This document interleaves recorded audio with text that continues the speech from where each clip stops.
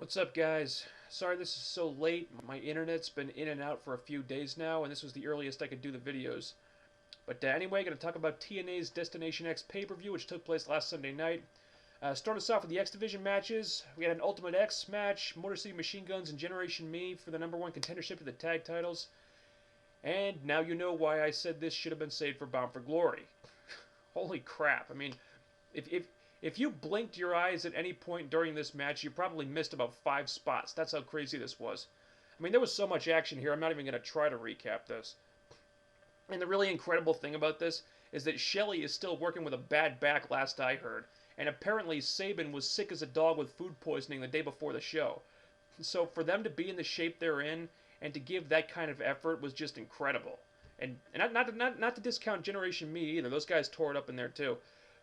I'm very happy the Machine Guns won. I think they really deserved that title shot. And like I said in the blog, I think it was just a little bit too early for Gen Me to get pushed to that level. And with Morgan and Hernandez disintegrating now, I'm cautiously optimistic that the Guns will finally win those goddamn tag titles when they get their shot, hopefully, at Lockdown. The one thing I would have changed about this is the placement on the card. I mean, this match really should have been later in the show. At the very least, it should have been higher on the card than the tag title match. Because after Morgan and Hernandez retained, it was kind of obvious that the Guns were going to win here. But aside from that one little nitpick, I mean, we couldn't have asked for a better Ultimate X from these guys. Ladder match. Kazarian, Kendrick, Amazing Red, and Daniels for the #1 contendership to the X Division title. Great while it lasted, but it felt rushed to me for some reason. Now, they did pack some crazy action into those 13 minutes. I mean, I couldn't believe some of the stuff Amazing Red did. That guy was just unbelievable. But for a 4-man ladder match, this felt a little bit too short. I don't know why I was surprised by this. I mean, there was virtually no build-up for this match at all, so I don't know why I thought it would get more time than it did. But the wrestlers gave it everything they had, and they pulled out some awesome spots. And I enjoyed this a lot more than Christian Sheldon Benjamin from a few months ago. At least the action wasn't watered down here. Far from it. There was nothing wrong with the wrestling here. This was a timing issue. I think a few more minutes, and I'd probably be raving about this a lot more than I am. This isn't a thumbs down in any way. It just needed to be a little bit longer. I don't mean packing in more spots necessarily, but just stretching it out for another minute or two. Anyway, Doug Williams and Shannon Moore for the X Division title. This match was good, but it should have been twice as long. I mean, they call this pay-per-view an X Division showcase, and then the X Division title match only gets like 6 minutes and change. That's kind of pathetic. I was definitely surprised to see Doug Williams go over, just because they've done absolutely nothing with him as a champion. But this match and the promo after the match was the first time I actually saw X Division champion from this guy. So maybe they have plans to change that. I don't know. But I really liked this promo because it accomplished a couple of things that they needed to do with him. Because Doug Williams isn't a traditional X Division competitor, and they drew attention to that instead of just not acknowledging it at all. And this is what they should have done with Sheik Abdul Bashir when he was the champion. Because with Bashir, they threw him into the X Division and made him the champion, saying all this BS about how he was perfect for the X Division even though he didn't wrestle that style. And that's why his title reign pissed off so many people, I think. But with Doug Williams, they have a guy who doesn't wrestle that style, and he's using that as a source of heel heat.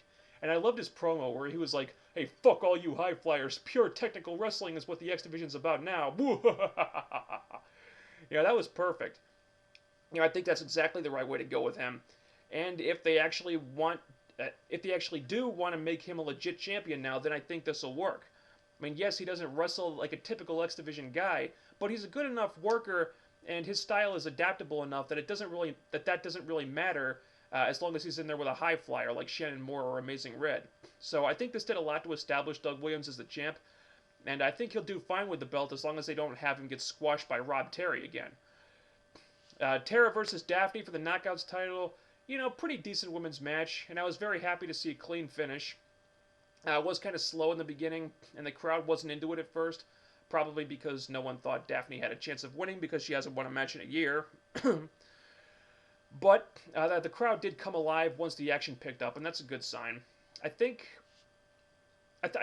people want to get behind Daphne, but it's just really hard to buy into her as a viable challenger right now because of the way she's been booked. I mean, she hasn't won a match in ages, and all of a sudden she's getting a title shot. It doesn't work that way. But I do think Daphne gained a lot from this match. I mean, she had a competitive contest with Tara. She kicked out of one of Tara's finishers, and she got the upper hand with the mind games at the end. I mean, I think Daphne gained way more credibility here than she did in getting herself DQ'd in matches for no reason a couple weeks ago. And so I like the way this came off. The booking of Daphne was smart for once. And overall, before the match, Daphne was here, and after the match, she was here. And if they keep that up, I think Daphne will become a viable challenger in the future. So that's good. Rob Terry, Brutus Magnus for the global title. Brief squash, under 2 minutes, short and painless. That's all we could have hoped for. Beer Money versus Morgan and Hernandez for the tag team titles. This match just made me really angry. Ugh. I mean, this was classic Russo booking, where the storyline overshadows the match instead of complementing it. If you wanted to do a Morgan Hernandez breakup, that's one thing, but this was the wrong way to do it. There were plenty of ways they could have given us a fine wrestling match and still wound up with the exact same outcome when it was over. But instead, this whole thing was just about Morgan being a dick to Hernandez, and the worst part was that Beer Money came off like complete non-entities because even with the other team imploding right there in the ring, they still couldn't win the match. They should have given us the match we were promised on the pay-per-view and then done this breakup angle on Impact. As it is, this was just a big mess. Nash and Eric Young versus the Band. Ugh. I really don't want to spend too much time on this one. This was the most predictable thing TNA has done in a long time. This was just like the ending of Shutter Island, where they spend 2 hours teasing something and then expect everyone to be blown away when it happens. Alright, this was the exact same thing. Everyone knew what was going to happen here. When they kept teasing the hot tag to Nash, and the referee kept missing it while the announcers were going on and on about what great friends Nash and Eric Young are, you knew they were building up to a swerve.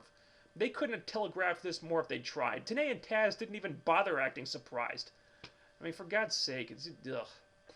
Anyway, I mean, this made Eric Young look like an idiot, and Hall and Waltman winning was just horrible. I mean, are you seriously going to do a Wolfpack reunion in 2010 when you're up against Raw? That's not going to help discourage those WCW comparisons, you know. This was garbage. Angle and Anderson. This was definitely slower than what we're used to seeing from Angle. I'm not saying it was boring, it was just slower. It seems like Kurt Angle just can't go at 100% right now, so he's using more psychology and stuff like that to compensate, like when he was daring Anderson to put him in the headlock. There's nothing wrong with that. I mean, it does change Angle's in-ring performance. I wouldn't say it negatively affects it, but if Kurt is really so beat up now that he's working through, if he's working through so many injuries, then it might be wiser to just give him some time off for a while and let him heal his body before it gets any worse.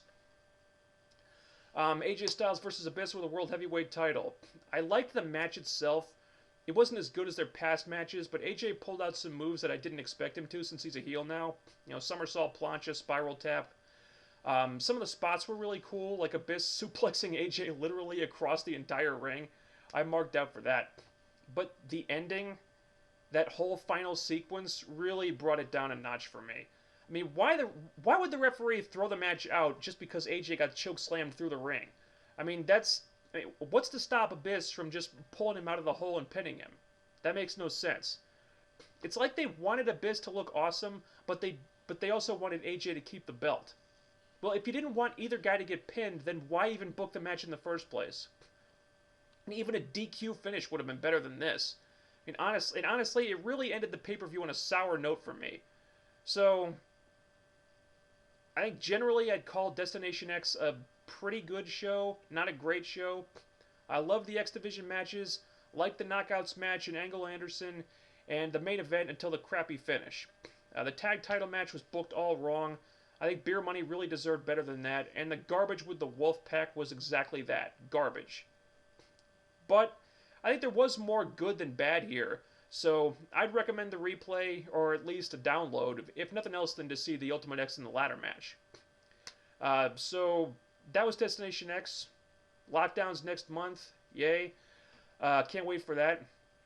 And that'll be it for this video, but you guys stay tuned, and hopefully I'll have the Impact review up in just a little bit. Thanks.